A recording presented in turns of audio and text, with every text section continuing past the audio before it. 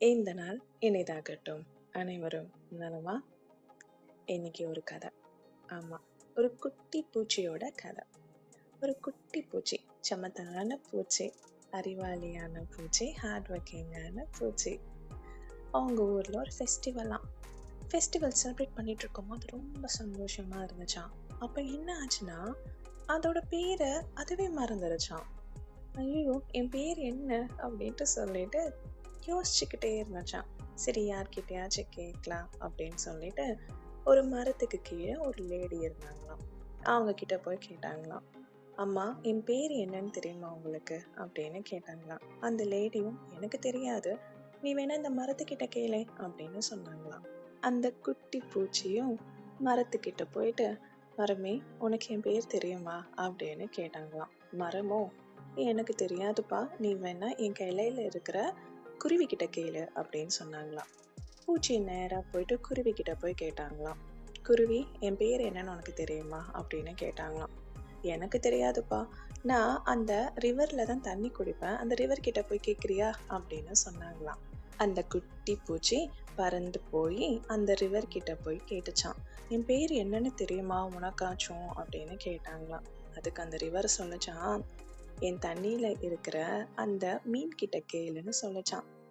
நேரா பூச்சி மறுபடியும் மீன் கிட்ட போயிட்டு, மீனு மீனு, உனக்காச்சும் என் பேர் தெரியுமா, நீயாச்சும் சொல்ல அப்படின்னு கேட்டாங்களாம். மீன் சொன்னாங்களா, எனக்கு தெரியாது, ஆனா என்ன பிடிக்கிறான் பாரு அந்த ஒரு சின்ன குட்டி பையன், அவன் கிட்ட போய் கேளுன்னு சொன்னாங்களாம். அந்த குட்டி பூச்சி பையன் கிட்ட போய் கேட்டுச்சான். டேய் தம்பி, என் பேர் என்னன்னு உனக்காச்சும் தெரியுமா அப்படின்னு கேட்டுச்சான். அதுக்கு அந்த பையன் சொன்னானா, இல்ல இல்ல, எனக்கு உன் பேர் என்னன்னு தெரியல, நீ வேணா நான் வளர்க்குற மாடு கிட்ட போய் கேளு அப்படின்னு சொன்னாங்களாம். ஸ்ட்ரெயிட்டா குட்டி பூச்சி மாடு கிட்ட போயிட்டு, உங்களுக்காச்சும் என் பேர் என்னன்னு தெரியுமா அப்படின்னு கேட்டுச்சான்.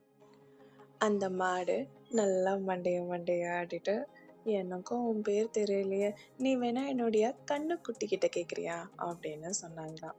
கடைசி சான்ஸ், இதுக்கப்புறம் யாரையும் கேட்கக்கூடாதுன்னு முடிவு பண்ணிட்டு அந்த பூச்சி ஸ்ட்ரெயிட்டா போய், கண்ணுக்குட்டி கண்ணுக்குட்டி, என் பேர் என்ன அப்படின்னு கேட்டுச்சான். அதுக்கு கண்ணுக்குட்டி சொல்லிச்சா, ஓ, உன் பேர் எனக்கு தெரியுமே.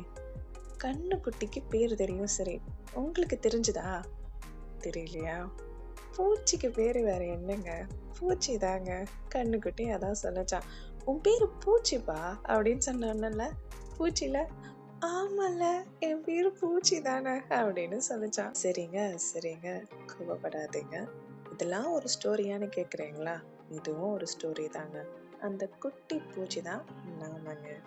நம்மளுக்கும் நிறைய கொஷின்ஸ் வந்துட்டே இருக்கோங்க லைஃப்ல. அதுக்கான ஆன்சர் நம்ம கிட்டயே இருக்கும்.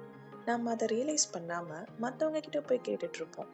அதை பண்ணாதீங்கன்னு சொல்றதுதான் இந்த கதையோட கருத்தேங்க. ஸோ, சந்தோஷமா இருங்க, மற்றவங்களையும் சந்தோஷமா பார்த்துக்கோங்க. விடைபெறுகிறேன் நான்.